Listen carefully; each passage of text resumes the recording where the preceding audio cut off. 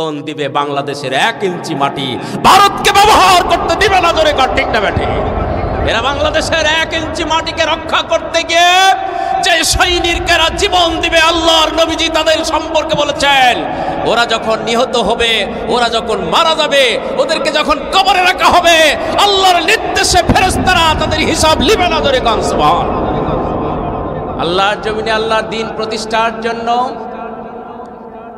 যারা রক্ত দিয়েছেন, জীবন দিয়েছেন, হাসি মুখে ফাঁসির মঞ্চ বরণ করে শাহাদাতের পিয়ালা পান করেছেন, আল্লাহ তাদের সবাইকে তার জান্নাতের পাখি হিসাবে কবুল করেন। সকলে বলি আল্লাহ।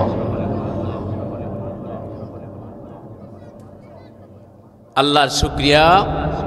রাসূল আকরাম সাল্লাল্লাহু আলাইহি ওয়াসাল্লামের উপর দুরূদ পাঠিয়ে দেওয়ার পরে আমি আপনাদের মাঝে কুরআনুল কারীম থেকে আলোচনা রাখতে চাই ইনশাআল্লাহ। ওয়ামা তাওফিকি ইল্লা বিল্লাহ আলাইহি তাওয়াক্কালতু ওয়া ইলাইহি উনীব। আমি ব্যাখ্যায় যাব না, উদাহরণে যাব না, সরাসরি আজকের আলোচনার বিষয়। কবরে প্রশ্ন করা হবে কয়টা বলুন তো ভাই? আরো সবাই বলুন কয়টা? কেউ বলছেন 4টা, কেউ বলছেন 3টা। কয়টা হবে বলেন তো? 4টারও হাদিস আসছে।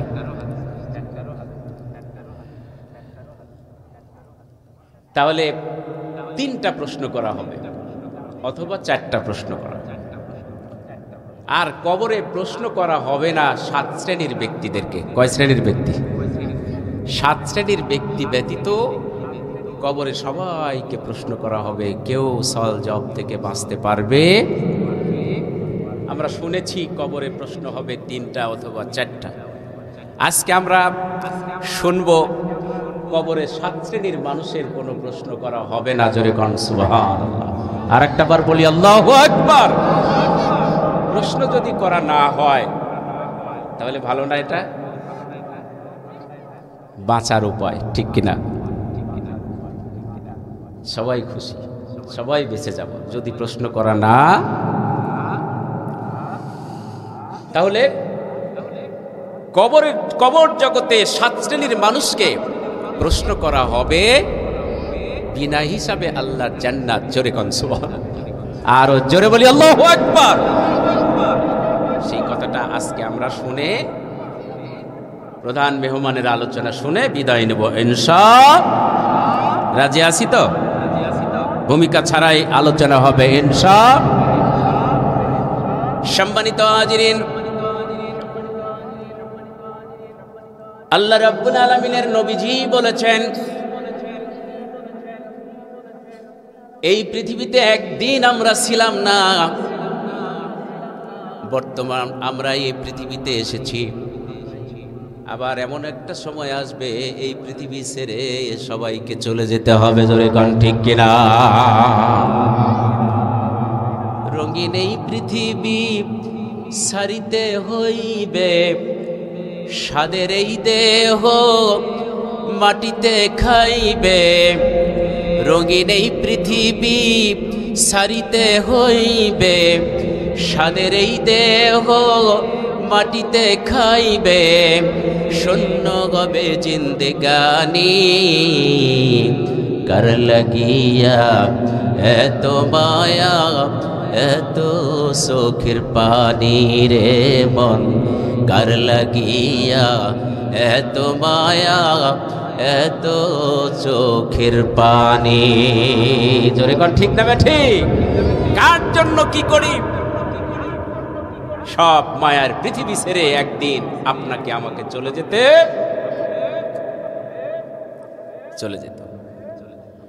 সম্মানিত মায়েরা আমার, আল্লাহ রাব্বুল আলামিন বলেন, হাল আতা আলাল ইনসানি হিনুম মিনাদ দাহরি লাম ইয়াকুন শাইআম মাযকুরা। জোরে বলি আল্লাহু আকবার। আল্লাহ রাব্বুল আলামিন বলেন, বান্দা, তোমার জীবনে কি এমন একটি সময় এসেছিল না যখন তুমি এই পৃথিবীতে উল্লেখযোগ্য বিষয় হিসাবে পরিগণিত ছিলে না? এই সমাজে, এই পৃথিবীতে, এই এলাকায় কেউ তোমারে চিনত না, তোমার নামও জানত না। আল্লাহ বলেন তোমার আব্বা আর তোমার মায়ের মিলনের মধ্য দিয়ে দুই প্রকার নাপাক পানিকে পরিশোধিত করে আমি আল্লাহ তোমাকে সৃষ্টি করেছি। জোরে কোন সুবহানাল্লাহ। ইন্না খালাকনাকুম মিন তুরাবিন সুম্মা মিন নুতফাতিন সুম্মা মিন আলাকাতিন সুম্মা মিন মুদগাহ। জোরে বলি আল্লাহু আকবার। আল্লাহ রাব্বুল আলামিন বলেন পানি থেকে আর মাটি দিয়ে আর তোমার আব্বা আর আম্মার দুই ফোঁটা নাপাক পানিকে পরিশোধিত করে আমি আল্লাহ রাব্বুল আলামিন মায়ের পেটে তোমাকে তৈরি করেছি। জোরে কোন সুবহানাল্লাহ। মায়ের পেটে 9 মাস 10 দিন অথবা 10 মাস, ঠিক না বে ঠিক, এর বেশি। আল্লাহ রাব্বুল আলামিন বলেন বান্দারে সর্বপ্রথম তো তুমি রুহের জগতে ছিলে, সেখান থেকে তোমাকে মায়ের পেটে আনলাম রেহেম জগতে। এই রেহেম জগতে আসার পরে, মায়ের পেটে আসার পরে 9 মাস অথবা 10 মাস পরে আমি আল্লাহ বললাম বান্দারে মায়ের পেটে তুমি একটা শিশু রূপ ধারণ করেছ, তোমার গোশত হয়েছে, হাড্ডি হয়েছে এবং গোশতের ওপরে একটা ছাউনি দিয়েছি, ছাউনির ওপরে অসংখ্য লোমকূপ দিয়েছি। বান্দা তুমি একটা শিশু আকার ধারণ করেছ, আর নয়, আর অপেক্ষা নয়। মায়ের পেটে এটা ক্ষণস্থায়ী জীবন, ভিসার মেয়াদ মায়ের পেটে শেষ হয়ে গিয়েছে। সুম্মা নুখরিজুকুম তিফলা, তোমারে মায়ের পেটে থাকতে দেই নাই। 10 মাস পরে মায়ের পেট থেকে শিশু বানায়া দুনিয়ার জগতে এনেছি। জোরে কোন সুবহানাল্লাহ। দুনিয়ার জগতে তুমি আসলে আমি তোমার হায়াত নির্ধারণ করে দিলাম, মৌত নির্ধারণ করে দিলাম। আল্লাযী খালাকাল মাউত ওয়াল হায়াত লিয়াবলুয়াকুম আইয়ুকুম আহসানু আমালা। নেক আমলের প্রতিযোগিতায় বান্দা কে আল্লাহর কাছে উত্তম হতে পারবে, এই জন্য হায়াত আর মৌত দিয়ে আমার বান্দাকে আমি পরীক্ষা করে থাকি। জোরে কোন সুবহানাল্লাহ। হায়াত আর মৌত দিয়ে আমি পরীক্ষা করি। সম্মানিত ভাইরা আমার, এরপরে যখন আমি ছোট্ট ছিলাম, হাঁটি হাঁটি পা পা করতে করতে চলাফেরার বয়সে উপনীত হয়ে গেলাম। যখন বড় হয়ে গেলাম, আস্তে আস্তে আস্তে আস্তে বড় হয়ে গেলাম, বিয়ে শাদী, ছেলে মেয়ে, স্ত্রী পরিজন সব কিছু হয়ে গেল। আস্তে আস্তে আস্তে 40-এর পর থেকে 50-এর পর থেকে আবার বয়সের ভাটা ধরল। জোরে কোন ঠিক না ঠিক। এরপরে চিন্তা হলো ছেলেকে বিয়ে করাইলাম, মেয়েকে বিয়ে করাইলাম, নাতি পুতি হয়ে গেল, মাথার চুলগুলো পেকে গেল, দাড়িগুলো পেকে গেল, কবর আমাকে হাতছানি দিয়ে ডাকছে। এবার জোরে কোন ঠিক না ঠিক। যে কোনো মুহূর্তে আপনাকে আমাকে চলে যেতে হতে, হঠাৎ সাডেনলি, হঠাৎ আপনার আমার মৃত্যু হয়ে যেতে। সম্মানিত হাজিরিন, আল্লাহ রাব্বুল আলামিন বলছেন বান্দারে হায়াত দিয়েছি, মরণও দিয়েছি। হায়াত মরণের মাঝখানে আমি তোমাকে নির্দিষ্ট করে কিছু সময় দিয়েছি, সেটা হলো কারো 40, 50, 60, 70, 80, 100 বছর আমি তোমার হায়াত দিয়ে দিলাম। এটা হলো ভিসা। এই ভিসার মেয়াদ শেষ হয়ে গেলে আমি আল্লাহর কাছে তোমাকে পাড়ি জমাতে হবে। জোরে কোন ঠিক কিনা। 2 দিনের আগে ভিসা দিয়া এই দুনিয়া পাঠাইয়া সাধের কাষ্টমে বান্ধনা দয়াল আমারে, ও দয়াল বান্ধনায় আমারে, দয়াল বান্ধনায় আমারে। তুমি শখের দোকান খুইলা ভবে করছো দোকানদারি, সৌদা করতে সেই দোকানে দিলাই আমায় সারি। জানি না কার ইশারায়, জানি না কার ইশারায় সৌদা করা হইল না এই রং বাজারে, সাধের কাস্টমে বান্ধ না দয়ালা আমারে। জোরে কোন ঠিক কিনা? 2 দিনের ভিসার মেয়াদ শেষ হয়ে গেলে আল্লাহর কাছে পাড়ি জমাতে হবেই হবে। জোরে কোন ঠিক না? মতিন ডাক্তার সাহেব আমার প্রিয় ভাই 500 টাকা দান করেছে, আল্লাহ তার দানটা কবুল করেন। সকলে বলি আল্লাহ। আমি আসবো 7টা বিষয়, কাদের কবরে আযাব হবে না, কাদের কবরে হিসাব হবে না, সেই কথাটাই বলবো ইনশাআল্লাহ। সম্মানিত ভাইয়েরা আমার, ভিসার মেয়াদ যখন শেষ হয়ে যাবে, আমার জীবনটা কেড়ে নেবে, শরীর থেকে রঙিন কাপড়গুলো, দামি দামি কাপড়গুলো খুলে ফেলবে, 3 অথবা 5 খানা কাফনের কাপড়ে জড়াবে, আপন জন্য অন্ধকার কবরে রেখে আসবে। আমি একা হয়ে যাব। ওই কবরে রেখে আসার পরে নবীজি বলেছেন, কবরবাসীদের আপন জনরা যখন কবরে রেখে চলে যায়, কবরবাসী আপন জনদের পায়ের জুতার আওয়াজ শুনতে পায়। জোরে কান সুবহানাল্লাহ। আর জোরে বলি আল্লাহু আকবার। তাকে রূহ দিয়ে দেয়, সব কিছু বুঝতে পারে, তারা জানতে পারে যে তারা তো আমাকে রেখে সবাই চলে গেল। সেই কবরে রেখে আসা হলো, কিছু দূর যাওয়ার পরে হিসাব শুরু হবে কিনা ভাই বলেন? মান রব্বুকা মান দীনুকা মান নাবিয়ুকা, ঠিক না? ঠিক। 4 নম্বর প্রশ্ন হবে, যারা জবাব দিতে পারবে ওদেরকে প্রশ্ন করা হবে, তুমি কোন কিতাব পড়ে আজকের প্রশ্নের জবাবগুলো দিবে? তারা বলবে, কোরআনুল কারীম থেকে, দিন থেকে শিক্ষা গ্রহণ করে আজকের কবরের জবাবগুলো দিয়ে দিয়েছি। জোরে কান সুবহানাল্লাহ। সম্মানিত ভাইরা আমার, 7 শ্রেণীর কথা বলতেছিলাম। কবর জগতে 7 শ্রেণীর মানুষকে কোনো প্রশ্ন করা হবে।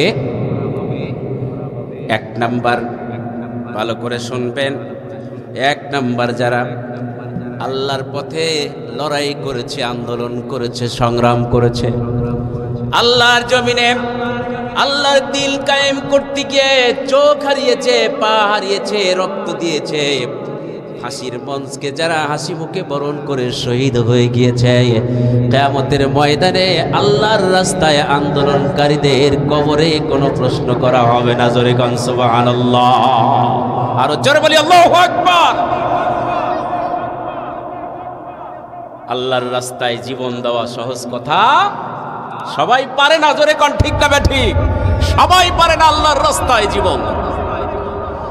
আল্লাহ রাব্বুল আলামিন কুরআনুল কারীমে বলেছেন, ওয়াকাতিলুহুম হাত্তা লা তাকুনা ফিতনাতুন ওয়া ইয়াকুনাদ-দীনু কুল্লুহু লিল্লাহ। জোরে বলি আল্লাহু আকবার। আল্লাহ রাব্বুল আলামিন বলেন, বান্দারে, যতক্ষণ পর্যন্ত তোমার পরিবার থেকে ফিতনা বিতাড়িত না হবে, যতক্ষণ পর্যন্ত তোমার সমাজ থেকে ফিতনা ফাসাদ দূরে সরে না যাবে, যতক্ষণ পর্যন্ত তোমার রাষ্ট্র থেকে ফিতনা ফাসাদ অশান্তিমূলক কার্যকলাপ যতক্ষণ পর্যন্ত বিতাড়িত না হবে, ততক্ষণ পর্যন্ত ওই ফিতনার ফাসাদের মধ্যে, ফাসাদের বিরুদ্ধে তোমাকে লড়তে হবে, সংগ্রাম করতে হবে, জীবন দিতে হবে, রক্ত দিতে হবে। জোরে কান ঠিক কিনা? ঘোষণাটা কার? সবাই বলুন, ঘোষণাটা কার? আমার আল্লাহ। যতক্ষণ পর্যন্ত তোমার পরিবারের মধ্য থেকে নামাজি না হবে, তুমি সংগ্রাম চালিয়ে যাও। যতক্ষণ পর্যন্ত তোমার পরিবারে ফিতনা ফাসাদ দূর না হবে, ততক্ষণ পর্যন্ত তুমি সংগ্রাম চালিয়ে যাও। যতক্ষণ পর্যন্ত তোমার সমাজ থেকে অন্যায় অশ্লীল বিতাড়িত না হবে, ততক্ষণ পর্যন্ত তুমি সংগ্রাম চালিয়ে যাও। যতক্ষণ পর্যন্ত তোমার রাষ্ট্র থেকে যত রকমের অন্যায় অবিচার দুর্নীতি কদাচার আছে, যতক্ষণ পর্যন্ত বিতাড়িত না হবে, ততক্ষণ পর্যন্ত তোমাকে আন্দোলন চালিয়ে যেতে হবে। এই হুকুমটা কার বলেন? আরো জোরে বলতে হবে, এই হুকুমটা কার? আমার আল্লাহ। তা না করে যদি আপনি খালি ঢুসঢাস করে চলেন, হ্যাঁ, গুজামিল দিয়ে চলেন, তাহলে আল্লাহ আপনার আমার মনের খবর রাখে, জানে। জোরে কোন ঠিক না ঠিক? সম্মানিত ভাইরা আমার, আল্লাহর রাস্তায় যারা জীবন দেয়, আল্লাহর রাস্তায় যারা রক্ত দেয়, আল্লাহর রাস্তায় যারা চোখ হারিয়ে ফেলে, পা হারিয়ে ফেলে, রক্ত দেয়, শহীদ হয়ে যায়, আল্লাহ রব্বুল আলামিন কুরআনুল কারীমে বলেছেন, নবীজি তার পবিত্র মুখ দিয়ে বলেছেন, ওই ব্যক্তিরা যখন শহীদ হয়ে যাবে ওদের কবরে কোনো প্রশ্ন করা হবে না, আল্লাহ রব্বুল আলামিন বিনা হিসাবে তাদেরকে জান্নাত দিয়ে দিবেন। জোরে কোন সুবহানাল্লাহ। সম্মানিত ভাইরা আমার, আল্লাহ রাব্বুল আলামিন কুরআনুল কারীমের অন্যত্র আয়াতে বলেছেন, আল্লাযীনা আমানু ইউকাতিলুনা ফি সাবিলিল্লাহি ওয়াল্লাযীনা কাফারু ইউকাতিলুনা ফি সাবিলিত তাগুত ফাকাতিলু আউলিয়া আশ-শাইতান ইন্না কাইদাশ শাইতানি কানা দাঈফা। জোরে বলি আল্লাহু আকবার। আল্লাহ রাব্বুল আলামিন বলেন, যারা বিশ্বাসী, যারা সত্যবাদী আর যারা ঈমানদার, ওরাই তো সংগ্রাম করে, লড়াই করে, আন্দোলন করে, দল করে হলো আল্লাহর দল। জোরে কোন ঠিক না বেঠিক?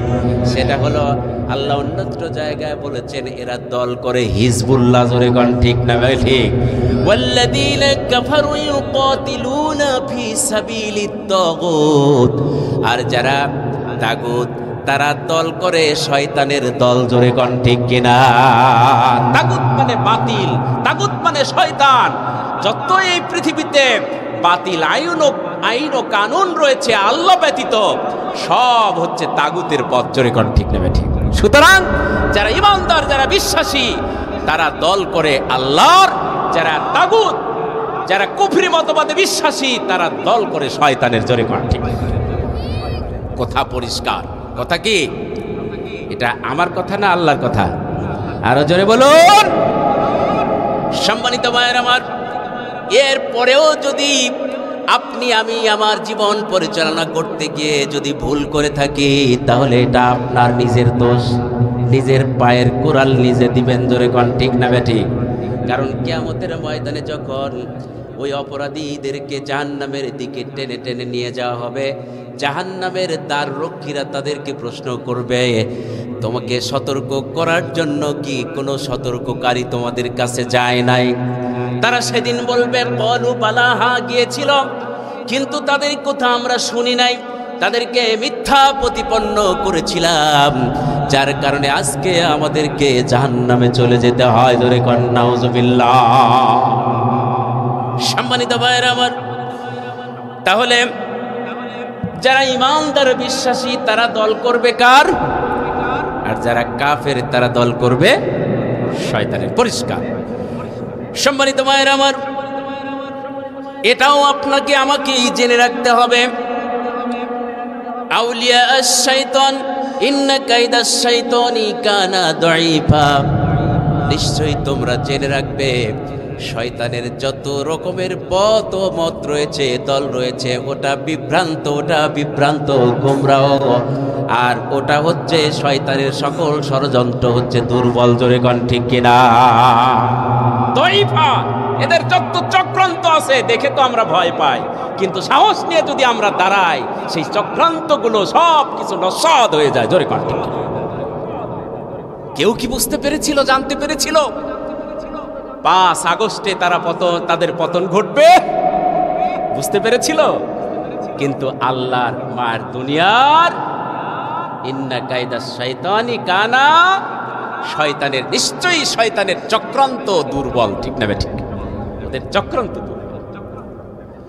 সম্মানিত ভাইয়েরা আমার, আল্লাহ রাব্বুল আলামিনের পরে বলেছেন, আল্লাযীনা আমানু ওয়া হাজারু ওয়া জাহাদু ফি সাবিলিল্লাহি বিআমওয়ালিকুম ওয়া আনফুসিকুম আ'জামু দারাজাতান ইনদাল্লাহ ওয়া উলাইকা হুমুল ফাইজুন। জোরে বলি আল্লাহু আকবার। আল্লাহ রাব্বুল আলামিন বলেন, যারা আল্লাহর প্রতি বিশ্বাস করেছে, ঈমান এনেছে, অবিচল যারা আস্থা রেখেছে, দ্বীনের জন্য যারা হিজরত করেছে, নিজেদের ধন সম্পদ দিয়ে আল্লাহর রাস্তায় জিহাদ করেছে, আল্লাহর রাহে কুরবানি করে দিয়েছে। আল্লাহ রাব্বুল আলামিন বলেন তাদের জন্য আমি আল্লাহ বড় বড় পুরস্কার রেখে দিয়েছি। জোরে কোন সুবহানাল্লাহ। কি পুরস্কার রেখেছে? বড় বড় পুরস্কার রেখে দিয়েছে। সম্মানিত ভাইয়েরা আমার, বড় বড় পুরস্কারের মধ্যে এক নম্বরে যদি বলা হয় তাহলে আমার বনি আমার স্রষ্টার সান্নিধ্য লাভ দেখা করা। জোরে কোন সুবহানাল্লাহ। আল্লাহকে কি কেউ দেখেছেন? আপনারা দেখেছেন? আল্লাহ বলছেন বড় পুরস্কারের মধ্যে এক নম্বর পুরস্কার হলো আমার মনিব আমার স্রষ্টা আমার আল্লাহর সাথে সাক্ষাৎ। জোরে কোন সুবহানাল্লাহ। আল্লাহ এই বান্দাদের সাথে সাক্ষাৎ দেবে। দুই নম্বর পুরস্কার হলো আল্লাহ রাব্বুল আলামিন বলেছেন দুই নম্বর পুরস্কার হলো আল্লাহ জান্নাত। জোরে কোন সুবহানাল্লাহ। তার মানে হলো যারা আল্লাহর প্রতি অবিচল বিশ্বাস রাখে, ওয়াহাজারু যারা হিজরত করে, আল্লাহ এবং তাদের অর্থ সম্পদ দিয়ে যারা আল্লাহর রাস্তায় সংগ্রাম আন্দোলন করে, আল্লাহ রাব্বুল আলামিন তাদেরকে ওই বড় বড় দুইটা পুরস্কার দিবেন। এরা দুনিয়াতেও সফলতা অর্জন করবে, আখিরাতেও সফল কাম হবে। জোরে কোন সুবহানাল্লাহ। কার কথা বলুন তো ভাই? আরো জোরে বলুন কার কথা? আমার আল্লাহ রাব্বুল আলামিন বলেছেন ওয়ালা তাহসাবান্নাল্লাযীনা কুতিলু ফি সাবিলিল্লাহি আমওয়াত বাল আহইয়াউ ইনদা রাব্বিহিম ইরযাকুন।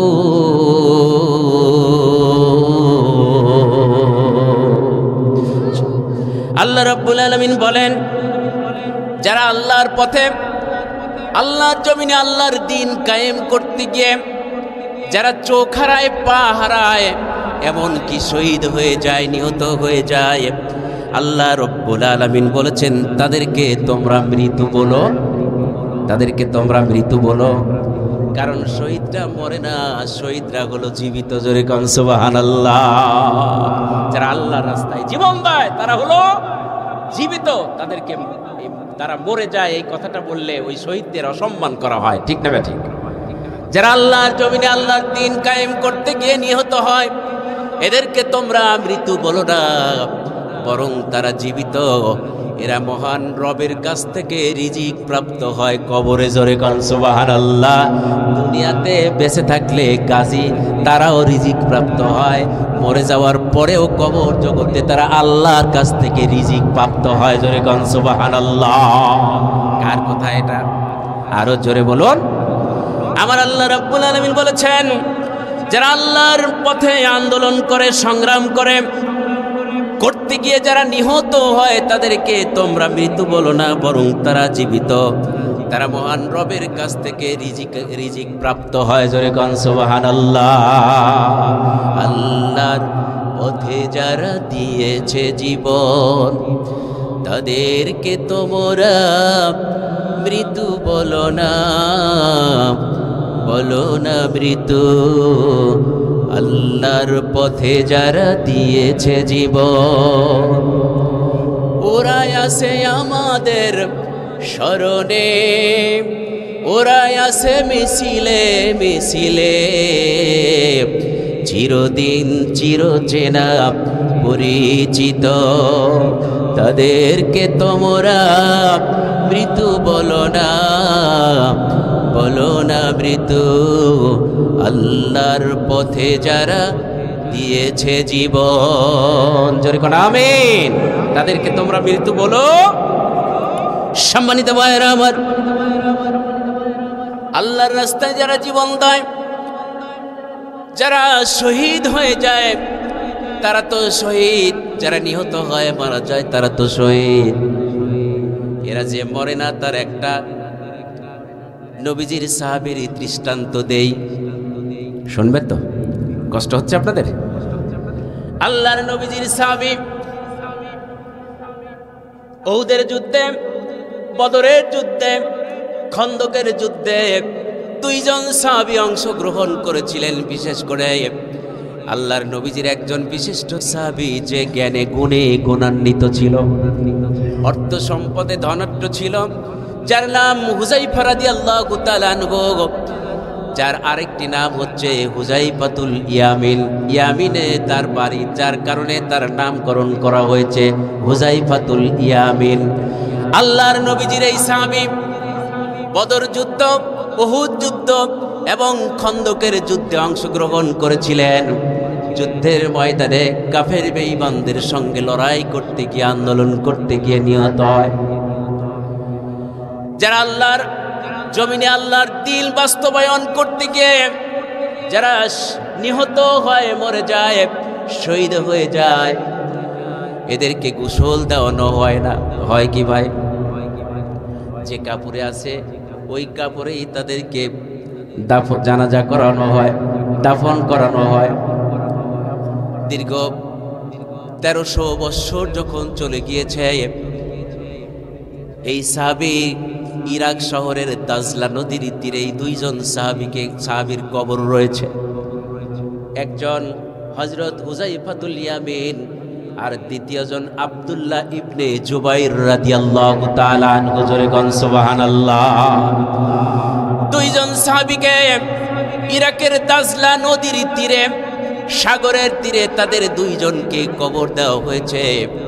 1300 বছর পরে যখন দাজলা নদীর তীরের পানি যখন উত্থিত হচ্ছিল, জোয়ার বয়ে যাচ্ছিল, পানির জোয়ারে জোয়ারে, পানির ঢেউ ঢেউ, ওই পানির ফোয়ারাগুলো ওই দুই সাহাবীর কবরে যখন আস্তে আস্তে প্রবেশ করতেছিল, সঙ্গে সঙ্গে সৌদি আরবের বাদশাহ তখন ছিল বাদশাহ ফয়সাল।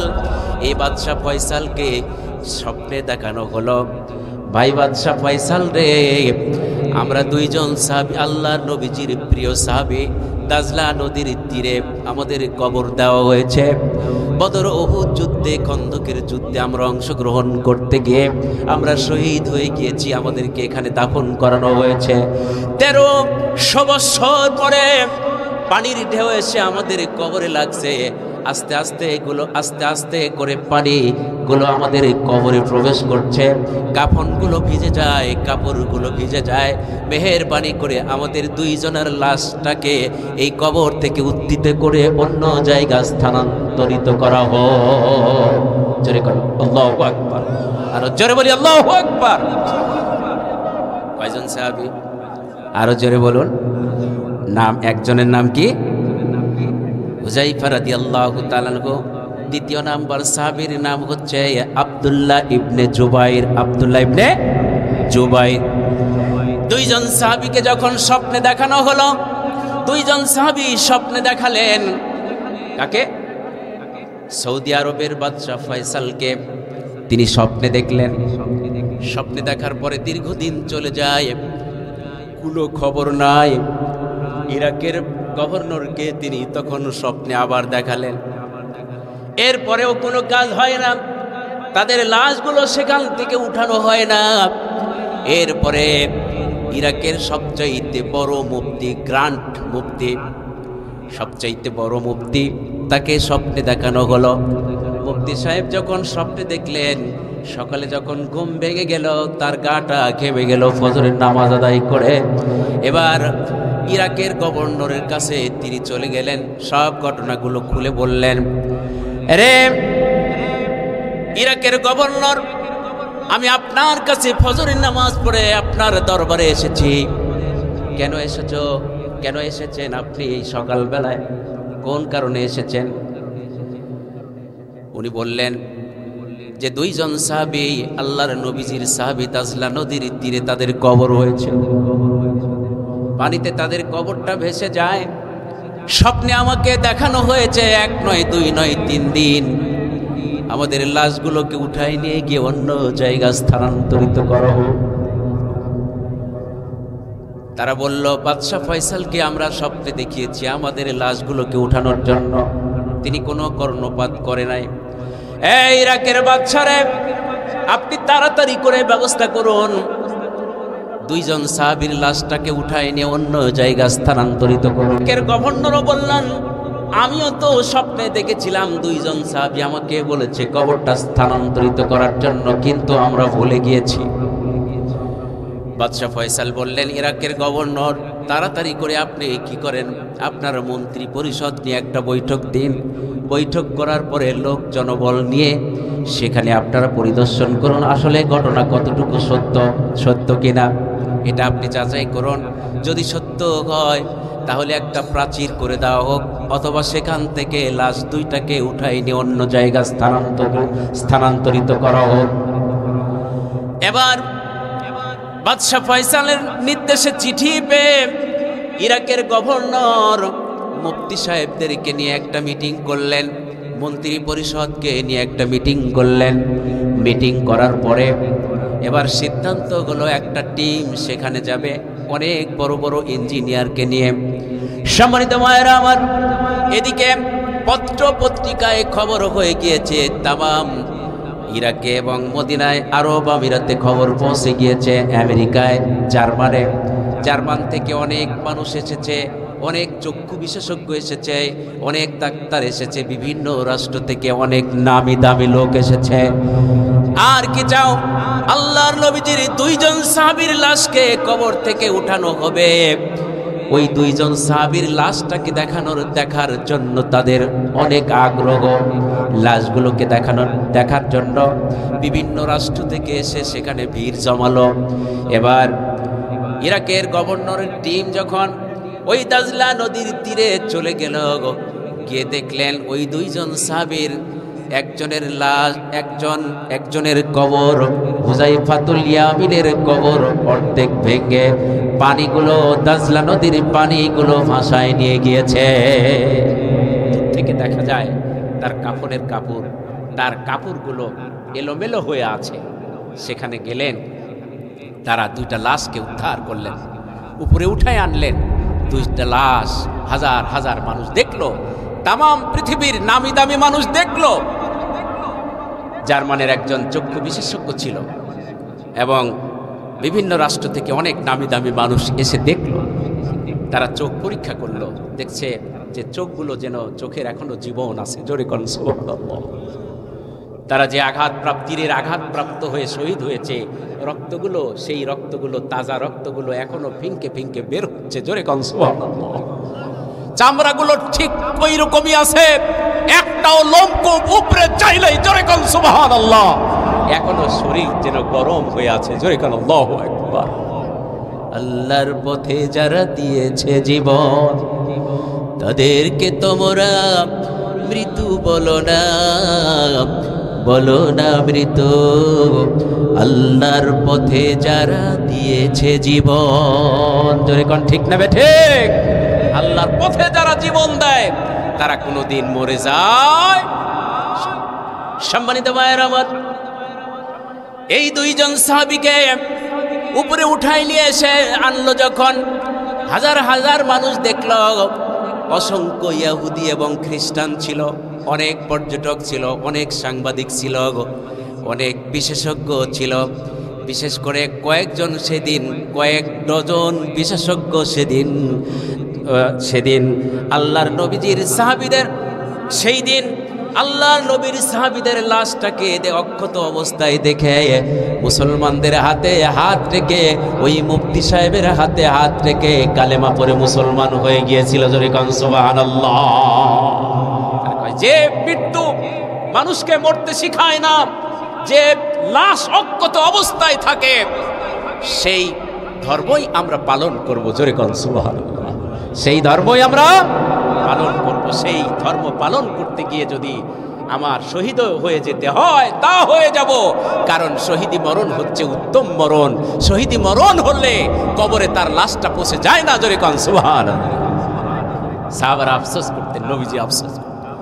আল্লাহর নবীজি বলতেন সাহাবীদের উদ্দেশ্যে, ও আমার সাহাবারা, আমার মন চায় আমি শহীদ হয়ে যাই, আবার আল্লাহ আমাকে জীবন দিক, আবার আল্লাহর রাস্তায় সংগ্রাম করতে গিয়ে শহীদ হয়ে যায়, আবার আল্লাহ আমাকে জীবন দিক, আবারও শহীদ হয়ে যায়, আবারও জীবন দিক, আবারও শহীদ হয়ে যায়। জয় কোন সুবহানাল্লাহ। একটা কথা তিনি 4 বার বলেছেন। কয়বার বলেছেন? 4 বার বলেছেন। আল্লাহ আমাকে জীবন দিক, শহীদ হয়ে যায়, আবার জীবন দিক শহীদ হয়ে যায়, আবার জীবন দিক শহীদ হয়ে যায়, আবারও জীবন দিক শহীদ হয়ে যায়। রক্তমাখা চেহারা নিয়ে, কাপড় নিয়ে আমার মা মনিবের সাথে সাক্ষাৎ করবো। জোরে কোন সুবহানাল্লাহ। আমাকে শহীদ করে সেই মিছিলে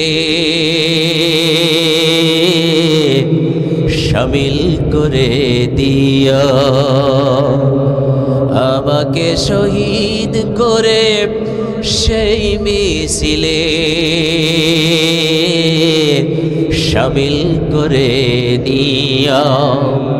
যেই মিছিলের নেতা আমির হামজা, খুবায়েব খাব্বাব আল্লাহর কাছে তারা অতি প্রিয়, শামিল করে নিও। আমাকে শহীদ করে সেই মিছিলে শামিল করে নিও। জোরে কোন আমিন, আরো জোরে বলি আল্লাহুম্মা আমিন। তাহলে আল্লাহ রাব্বুল আলামিন বলেছেন 7 শ্রেণীর মানুষের কবরের আযাব হবে, তার মধ্যে যারা শহীদ, যারা কি 1 নম্বরে, আর জোরে 1 নম্বরে শহীদদের কবরে কোনো হিসাব হবে এবং তারা কবরেই রিজিক প্রাপ্ত হবে, দুনিয়াতেও রিজিক প্রাপ্ত হবে। গাজী হলে জোরে কোন সুবহানাল্লাহ। আর একটু যোগ করি, তারা কেমনে দুনিয়াতে রিজিক প্রাপ্ত হয়। আল্লাহর নবীজির একজন সাহাবী ছিল খুবাইব রাদিয়াল্লাহু তাআলা আনহু। ইসলাম গ্রহণ করার পরে উনি বলেন, কাফের বেঈমানরা আমাকে মেরেছে, না খয়ে রেখেছে, ক্ষুধায় কষ্ট দিয়েছে, দিন ছাড়তে বলেছে আমি ছাড়ি নাই, আল্লাহকে ছাড়তে বলেছে আমি ছাড়ি নাই, নবীজিকে ছাড়তে বলেছে আমি ছাড়ি নাই, কোরআনকে ছাড়তে বলেছে আমি ছাড়ি নাই। এরপরে তারা কি করেছে, লোহার রড পুরায়া আমার শরীরে বিদ্ধ করে দিয়েছে, এরপরেও আমি দিন থেকে দূরে সরে যাই নাই। জোরে কোন সুবহানাল্লাহ। সম্মানিত ভাইরা আমার, এরপরে তারা কি করেছে, আমাকে ধরে নিয়ে গিয়েছে, সপ্তাহের পর সপ্তাহ, মাসের পর মাস তারা আটকে রেখে আমাকে খাদ্য দেয় নাই, ক্ষুধার যন্ত্রণায় ছটফট করেছি, আমাকে খাদ্য দেয় না, কষ্ট দিয়েছে। 5 দিন, 7 দিন, 10 দিন, 1 মাস পর পর কাফেরি বেঈমানরা যে রুমে তাকে, যে আয়না ঘরে তাকে আটকে রাখা হয়েছিল, তাকে দেখতে যেত আসলে বেঁচে আছে কিনা। সম্মানিত ভাইয়েরা আমার, একজন কাফের বেঈমানের বাড়ির সাইডে সেই আয়না ঘরটা তৈরি করা হয়েছিল, সেই যুগের আয়না ঘর, সেখানে তাকে রাখা হয়েছিল। ওই কাফের বেঈমানের নামটা এই মুহূর্তে আমার মনে পড়ছে না, তাফসিরে দেখেছি। তার একটা মেয়ে ছিল, তাকে যে অন্যায়ভাবে তাকে আটক করা হয়েছে, রেখে দেওয়া হয়েছে, কি খায় না খায় ওই কাফের বেঈমান কাফের নেতার মেয়েটা তিনি লক্ষ্য করছিলেন।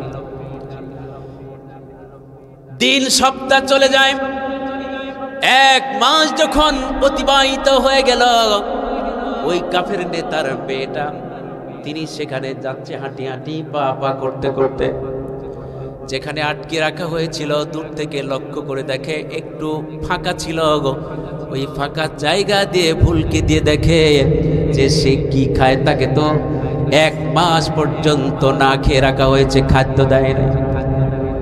মেয়েটি সাক্ষ্য দেয়, তাফসিরে এসেছে, আমি লক্ষ্য করে দেখলাম খুবাইব রাদিয়াল্লাহু তাআলা আনহুকে যে রুমের মধ্যে আটকে রাখা হয়েছিল, সেই রুমের উপরে ছাদের নিচে যেন অসংখ্য আল্লাহর জান্নাতের আপেল কমলাগুলো আর আঙ্গুরগুলো ঝুল পারছে। জোরে কোন সুবহানাল্লাহ।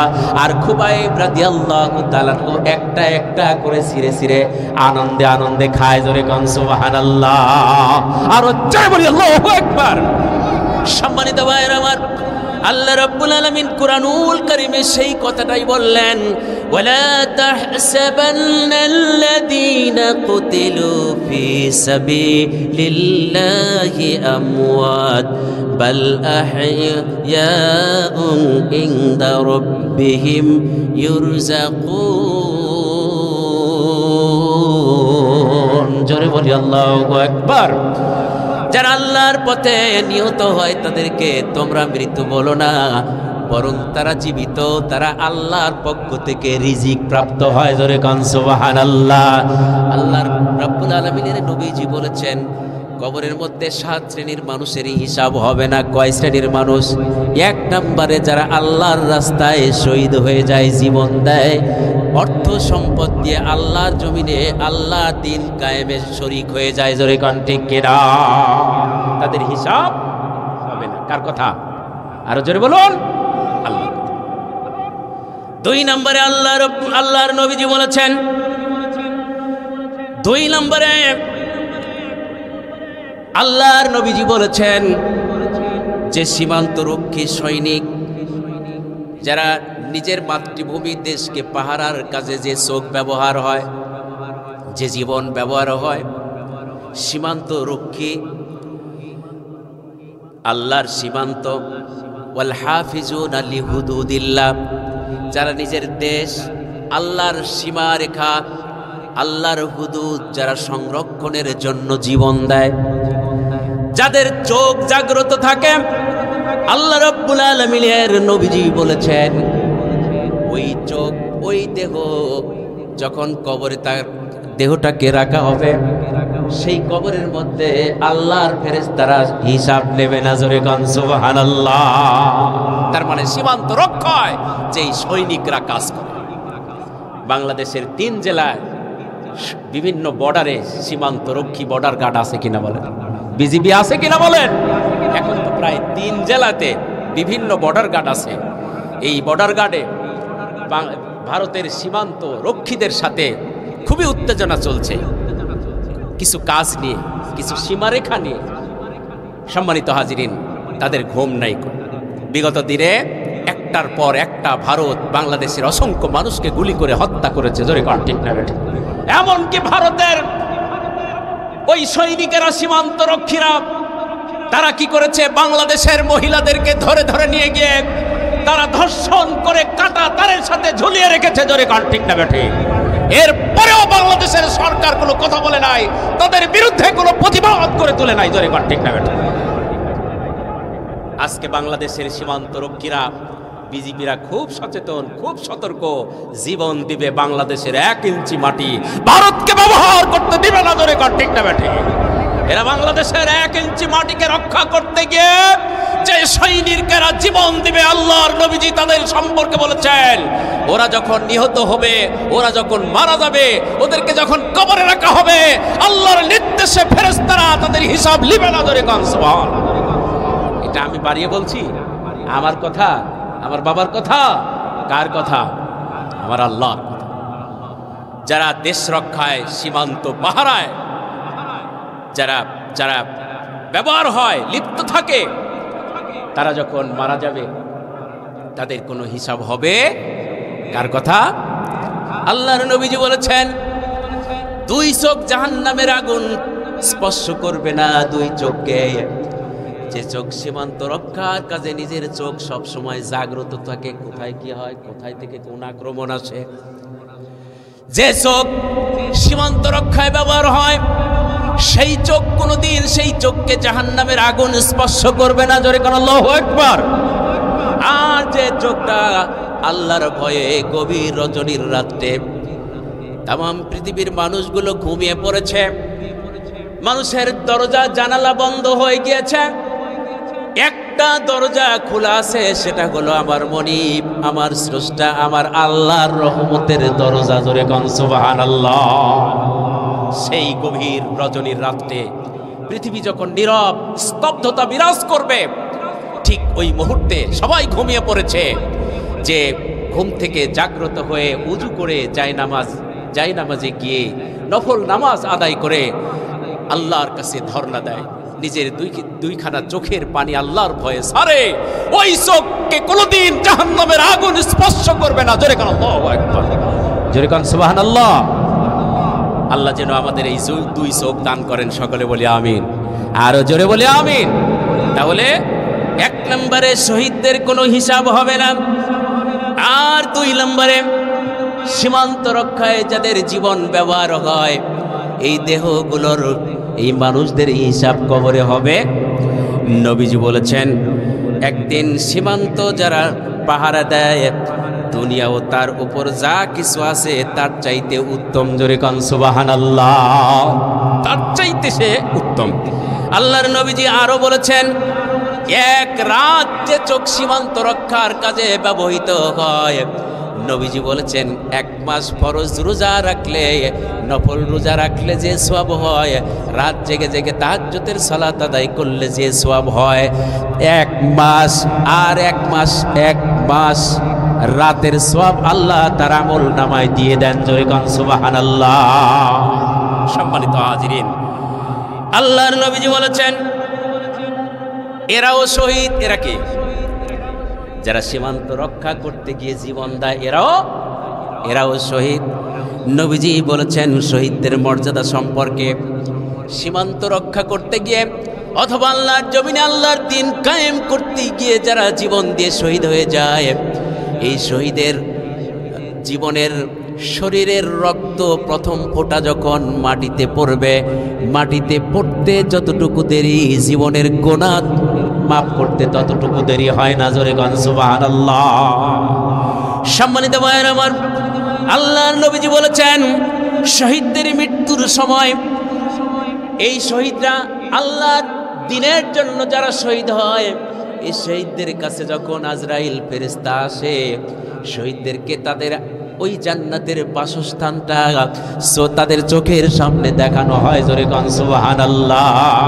তাদের চোখের সামনে দেখানো হয়, তাদের কবর আযাব মাপ, কবরের হিসাব মাপ, কঠিন ভয়ভীতি নিরাপত্তার ভয়ভীতি থেকে নিরাপত্তার গ্যারান্টি আমার আল্লাহ পাক দিয়ে দেন, জোরে গান সুবহানাল্লাহ। সম্মানিত ভাইরা আমার, শুধু কি তাই, দ্বীনের জন্য ইসলামের জন্য যারা শহীদ হয়, আল্লাহর নবীজি বলেছেন কিয়ামতের ময়দানে একটা মরমর আপনার পাথর খচিত মুকুট শহীদদের মাথায় আল্লাহ পাক পরায় দিবেন, জোরে গান সুবহানাল্লাহ। সবচাইতে দামি মুকুট, সবচাইতে মর্যাদাবান মুকুট আল্লাহ পাক, আল্লাহর নবীজি বলেছেন এই শহীদদেরকে পরিয়ে দেওয়া হবে। শুধু কি তাই, 6 নম্বর 6টা পুরস্কার আল্লাহর নবীজি 6 নম্বরে বলেছেন শহীদদেরকে যখন জান্নাতে প্রবেশ করানো হবে, একটা শহীদের সঙ্গে 72 জন করে সুন্দরী নারী রমণী তাকে হুর দেওয়া হবে, জোরে গান সুবহানাল্লাহ। আরো জোরে বলি আল্লাহু আকবার। আল্লাহর নবীজি বলেছেন শুধু তাই নয়, একজন শহীদকে আল্লাহ রাব্বুল আলামিন নির্দেশ দিবেন তোমার রক্ত সম্পর্কীয় আত্মীয়র মধ্যে থেকে 70 জন লোককে সুপারিশ করে আমার জান্নাতে তুমি প্রবেশ করায় দাও, জোরে গান সুবহানাল্লাহ। আর জোরে বলি আল্লাহু আকবার। তাহলে 2 নম্বরে আপনার সীমান্ত রক্ষী, 1 নম্বরে শহীদ, 2 নম্বরে যারা সীমান্ত রক্ষী, 3 নম্বরে রাতের বেলায় যারা সূরা মুলক তেলাওয়াত করে, যে ব্যক্তি তার জীবন দশায় প্রতি রাত্রে সূরা মুলক তেলাওয়াত করে, আল্লাহর নবীজি বলেছেন ওরা যখন মারা যাবে, কবরে যখন আপনজনরা রেখে আসবে, তাদের কবরের কোনো হিসাব নেওয়া হবে। সূরা কোরআনুল কারীমের 114টি সূরার মধ্যে সূরা মুলক যারা নিয়মিত তেলাওয়াত করবে রাতের বেলায়, নবীজি বলছেন ওদের কবরে কোনো হিসাব নেওয়া হবে। এই সূরা মুলকের অনেক ফজিলত রয়েছে, সেদিকে আমি গেলাম না। আল্লাহর নবীজি 4 নম্বরে বলেছেন যাদের মৃত্যুটা হয় জুমার দিনে, জোরে বলেন কোন দিনে? জুমার দিনে। যাদের মৃত্যু হয় জুমার দিনে যাদের মৃত্যু হয়, আল্লাহর নবীজি বলেছেন এদেরকে যখন আপনজনরা কবরে রেখে আসবে, জুমার দিনে কোনো হিসাব নেওয়া হবে না। জুমার দিনে যারা ইন্তেকাল করেছে, আল্লাহর নবীজি বলেছেন তাদের হিসাব মাফ, জোরে গান সুবহানাল্লাহ। আর জোরে বলি আল্লাহু আকবার। জুমার দিনটা শুরু হয় কোন সময় থেকে? এই বৃহস্পতিবার রাত থেকে জুমার দিন শুরু হয়। এই বৃহস্পতিবার রাতেও যদি সন্ধ্যায় যদি কেউ মারা হয়, তাও ওই দিনও জুমার দিনে গণ্য হয়ে যায়, জোরে গান সুবহানাল্লাহ। জুমার দিন থেকে শুরু করে নিয়ে বা বৃহস্পতিবার সন্ধ্যা থেকে শুরু করে নিয়ে আপনার শুক্রবার সারা দিনের মধ্যে এই সময়ের মধ্যে যাদের ইন্তেকাল হয়, নবীজি বলেছেন ওদের কবরে কোনো হিসাব নেওয়া হবে। এই জন্য আল্লাহর কাছে প্রার্থনা করবেন, আল্লাহ জুমার দিনে যেন মরণ হয় আর রমজান মাসে যেন মরণ হয়। এই দুই, জুমার দিন আর রমজান মাসে যাদের মরণ হয়, আল্লাহর নবীজি বলেছেন তাদের হিসাব মাফ। জোরে কোন সুবহানাল্লাহ। তাদের হিসাব, তাহাজ্জুদের যাইনা মাঝে মরণ দিও প্রভু আমায়, ইকামতে দিনের পথে কবুল করে নিও আমায়। জোরে কোন আমিন। সম্মানিত ভাইরা আমার, 5 নম্বরে যারা পেটের পীড়ায়, পেটের রোগে আক্রান্ত হয়ে যাদের ইন্তেকাল হয়, এদের কবরে কোনো হিসাব হবে না। 6 নম্বরে নাবালক শিশু, মায়ের গর্ভ অথবা মায়ের গর্ভ থেকেই মরে গিয়েছে, এদেরকে যখন মায়ের পেট থেকে বের হবে কবরে রেখে আসার পরে শিশু সন্তানদের কোনো হিসাব হবে। আর 7 নম্বরে পাগল যারা সেন্সলেস, যারা আধা পাগল, যারা বোকা, ভালো মন্দর কোনো বিচার করতে পারে না, যাচাই করতে পারে না, এরা হচ্ছে বোকা, এরা হচ্ছে পাগল, এরা হচ্ছে সেন্সলেস। এদের কিয়ামতের ময়দানে আল্লাহ রব্বুল আলামিন কবরে কোনো হিসাব নেবে না। জোরে কোন সুবহানাল্লাহ। আর জোরে বলি আল্লাহু আকবার। সম্মানিত ভাইরা আমার, তাহলে 7 শ্রেণীর মানুষের হিসাব হবে। কয় শ্রেণীর মনে থাকবে তো? 1 নম্বরে শহীদ, আর 2 নম্বরে কি বলছি? 2 নম্বরে সীমান্ত রক্ষী এদের, আর 3 নম্বরে রাতের বেলায় সূরা মুলক তেলাওয়াতকারী ব্যক্তি, 4 নম্বরে জুমার দিন ইন্তেকাল হলে, আর 5 নম্বরে পেটের পীড়ায় আক্রান্ত হয়ে মারা গেলে, 6 নম্বরে নাবালক শিশু, আর 7 নম্বরে পাগল। এই 7 শ্রেণীর মানুষ মারা গেলে কবরে কোনো হিসাব হবে না। এই 7 শ্রেণী ব্যতীত সকল মানুষ মারা গেলে কবরে হিসাব আছে কিনা? আছে না?